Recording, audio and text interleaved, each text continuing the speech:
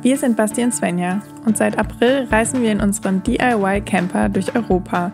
Begleitet werden wir dabei auf Schritt und Tritt von unserem kleinen Wirbelwind Pepper. Die letzten Wochen in Italien waren atemberaubend und während wir eigentlich kaltes und nasses Wetter erwartet hatten, wurden wir nochmal von sommerlich warmen Temperaturen überrascht.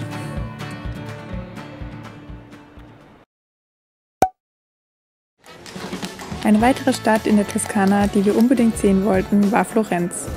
Das historische Stadtzentrum ist mittlerweile schon mit Lichterketten geschmückt und wir kamen zum ersten Mal so richtig in Weihnachtsstimmung.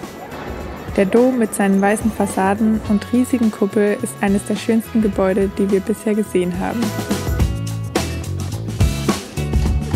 Wir waren lecker essen, haben die Sonne genossen und haben uns einfach mit den Menschen durch die Stadt treiben lassen. Zum Abschluss ging es dann noch über die berühmte Ponte Vecchio, zurück zu unserem Van.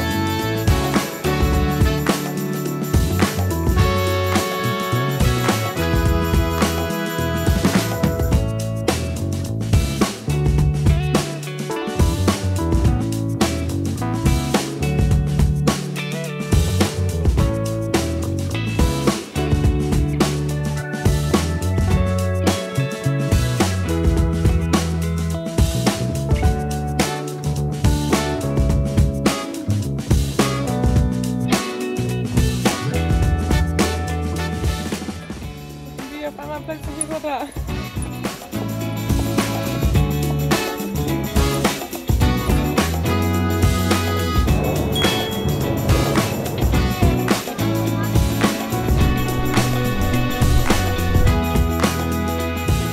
Spannend an dem Platz ist auf jeden Fall, die Menschen zu beobachten, wie sie die beste Pose mit dem Turm hinbekommen.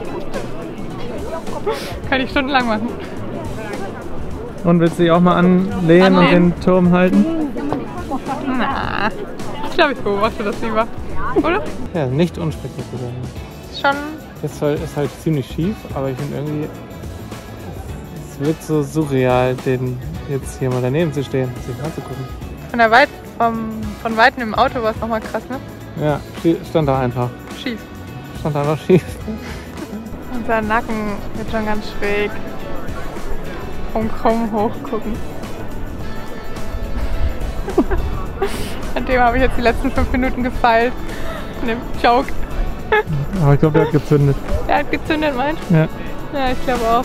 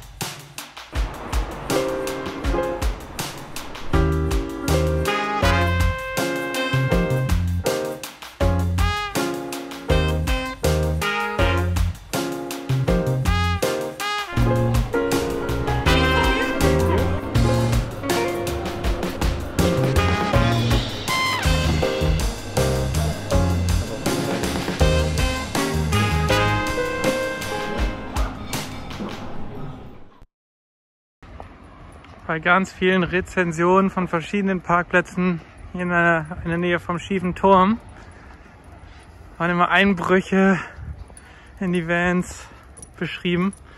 Jetzt kommen wir gerade wieder bei Groot an. Er hat uns keinen Einbruch gemeldet. Es sieht gut aus. Das Fahrrad ist auch noch dran. Mein Socken hat abgeschreckt. Oh ja, allerdings. Also Groot geht's gut.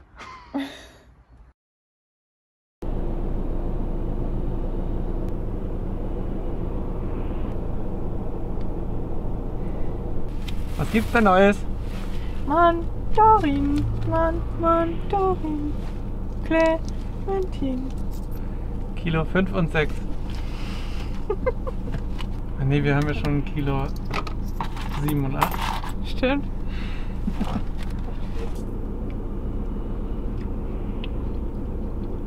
Aber schon gut. In Deutschland wird es auf jeden Fall zu der besseren gehören.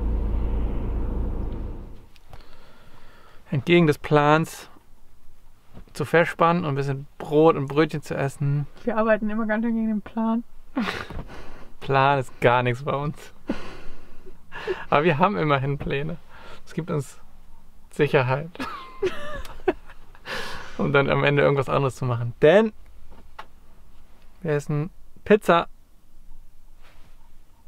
Wurden gerade in der Story verlinkt. Also die Chirpy Traveler sind schuld. Ja. So nämlich. Wir hätten vernünftig gegessen und jetzt müssen wir doch Pizza essen. So ein Ärger.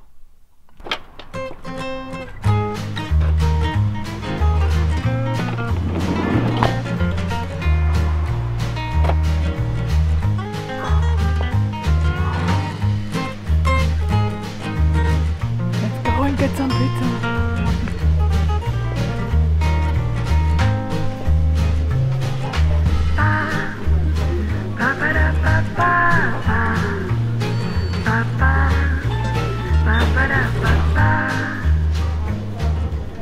Basti wartet hungrig auf seine Pizza.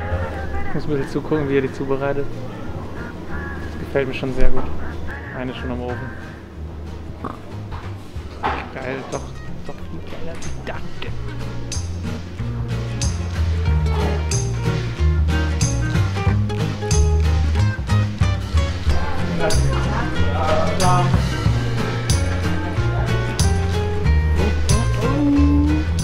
Zwei Pizzen oder eine? Das sind hoffentlich 2. Okay. Ich schätze mal gut.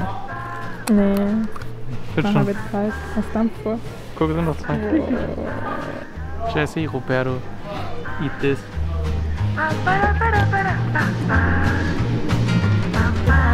Den Fisch aus.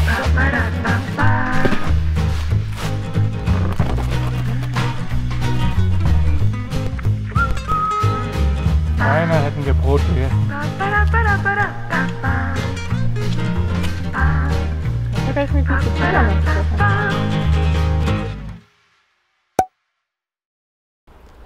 Svenny kommt gleich von der Pistacheria zurück und hat mir sicherheitshalber schon mal eine Sprachnachricht geschickt. Sehr kurz, aber sehr aussagekräftig. Vielleicht bin ich ein bisschen eskaliert. Bis gleich. Ich bin gespannt, was da gleich kommt. Oh Mann.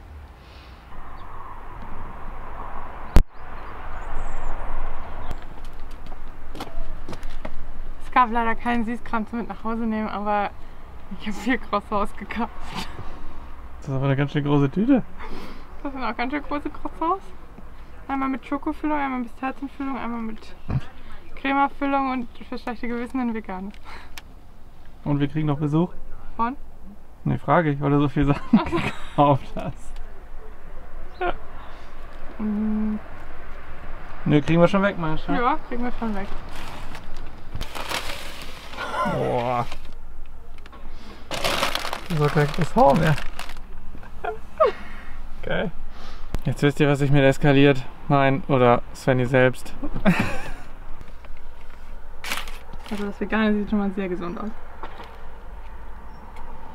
Und schmeckt geil. Ich will gar nicht wissen, wie die anderen schmecken. Wow.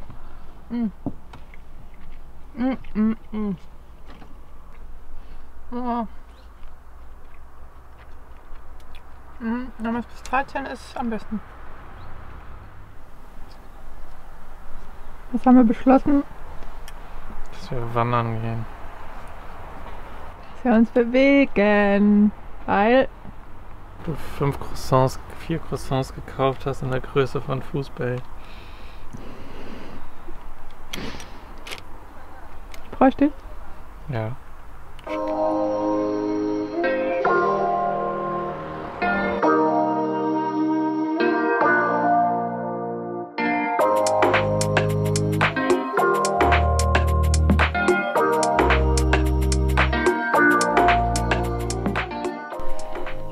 Wir sind hier gerade an einer richtig schönen Oase, wie so eine kleine Oase vorbeigelaufen mit Olivenbäumen und Kakteen und hinten war auch ein kleiner Zitronenbaum. Das ist richtig schön. Und es ist so warm geworden. Ich kann gleich mit dem Pulli ausziehen und im T-Shirt laufen. Ne?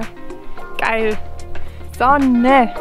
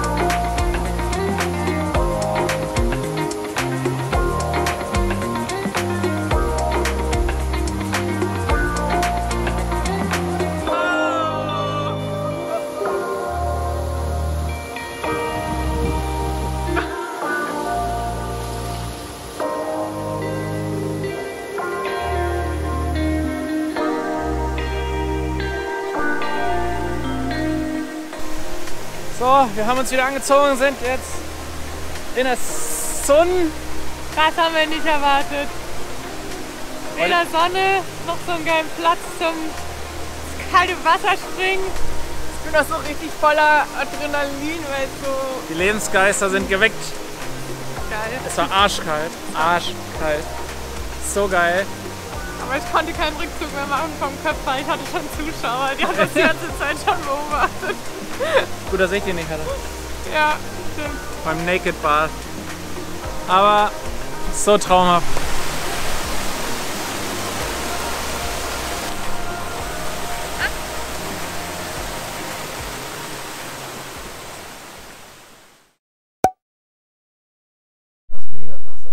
Alles. Ja, alles. Ach du Scheiße.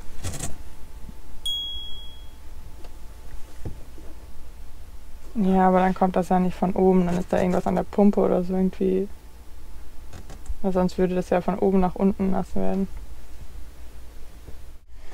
Also, mal wieder der Satz, abgesehen von unserem Plan, jetzt loszugehen und Cinque Terre uns anzugucken. Gehen wir doch einfach mal in unsere Garage und gucken, wo das Wasser herkommt. Kannst direkt mitnehmen, was du hast.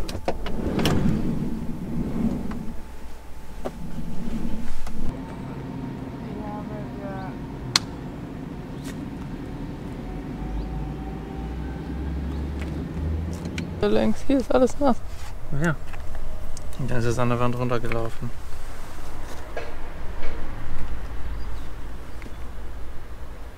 Also wir haben den Fehler gefunden. Halt, bevor du es umdrehst. Das ist hinten längs gelaufen. Da hinten ist auch alles nass.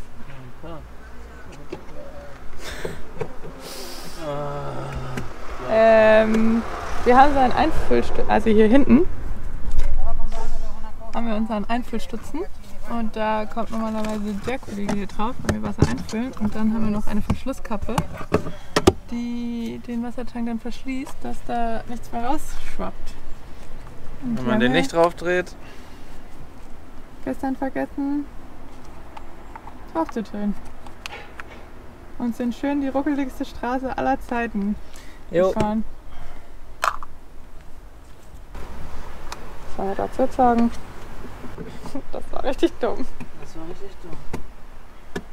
Jetzt einmal die ganze Garage aus, damit wir gucken, wo das Wasser überall hingelaufen ist. Welcher rechts ist ja unsere Elektronik und da steht auch die Batterie auf dem Boden. Aber es sieht so aus, als wäre es nur nach vorne und in den Inneren gelaufen. Also wir haben jetzt einmal alles unten rausgeräumt gehabt, haben das Wasser, was noch stand, einmal rausgewischt. Ich habe es jetzt wieder eingeräumt. Und was machen wir jetzt? Gehen wir zu Cinque Terre oder fahren wir wohin, wo wir es ausräumen können und auslüften? Ja, wir machen jetzt erstmal unser Programm und dann fahren wir irgendwo hin, wo wir es vielleicht auslüften können, hoffentlich. Proveniente da Roma Termini e diretto a Torino Porta Nuova delle ore 10:46 è in arrivo al binario 2. Attenzione, allontanarsi dalla linea gialla. Tickets haben wir gekauft. Für Peppi gab es auch ein Ticket. Und jetzt warten wir auf den Zug. Und mit dem können wir den ganzen Tag auf und ab fahren.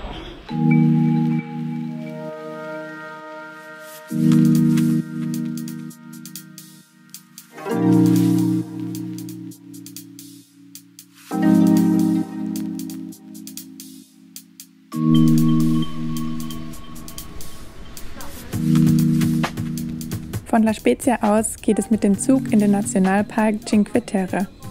Der erste Stopp Corniglia, eines der 5 bunten Fischerdörfer, die sich an der Küste entlang angesiedelt haben.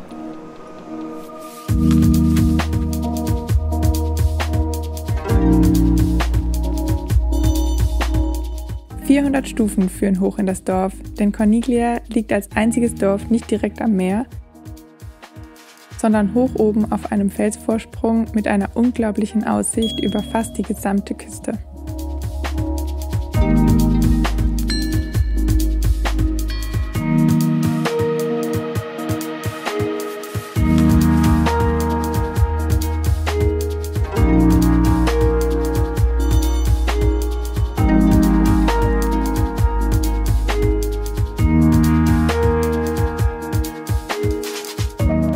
Mehrere Wanderwege führen durch den Nationalpark. Einer davon führt direkt an der Küste entlang und verbindet die einzelnen Dörfer miteinander. Wir sind den Abschnitt von Corniglia nach Vernazza gewandert.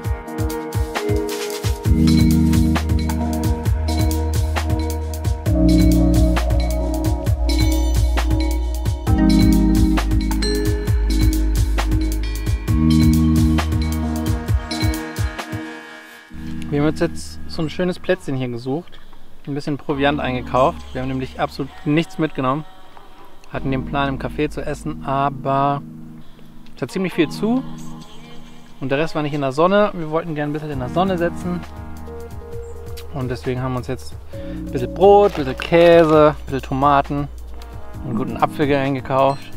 Peppi nagt ein bisschen die Bäume ab und dann gehen wir gleich weiter ins zweite Dörfchen. Das sind so 3 Kilometer Wanderung. Muss schwitzen erstmal in der Sonne. Wir bereiten uns schwitzend vor. Der kleine schmale Trail schlängelt sich am Steilhang entlang und man kann den kompletten Weg immer wieder hinaus aufs weite Meer schauen. Die Aussicht ist einfach nur magisch und wir genießen richtig die warmen Sonnenstrahlen auf unserer Haut. Ein eher anspruchsvoller Weg, auf den wir schuhwerktechnisch nicht so gut vorbereitet waren.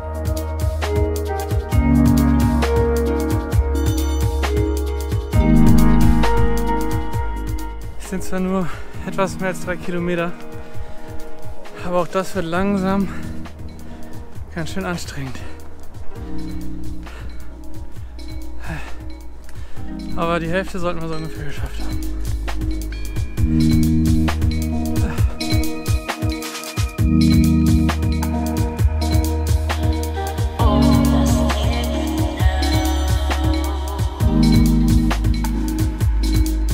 Am Ende des Weges wird man dann mit einem Blick auf Vernazza belohnt.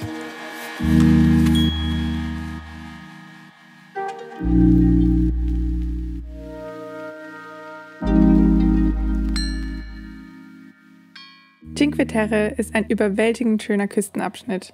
Wir haben es zeitlich leider nur geschafft, Corniglia und Vernazza uns anzuschauen, aber schon alleine die beiden Dörfer verbreiten eine so schöne Stimmung, die man sich nicht entgehen lassen sollte. Um alle Dörfer ohne Eile besichtigen zu können, bräuchte man dann vermutlich aber ein paar Tage mehr Zeit.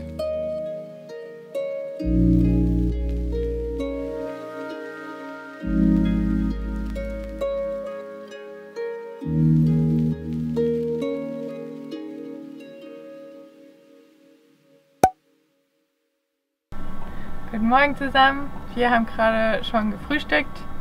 Es gab Schoko-Bananenkuchen von gestern. Richtig lecker. Ja, und wir sind gerade dabei, so halbwegs die Sachen zu trocknen von unserem Wasserunfall.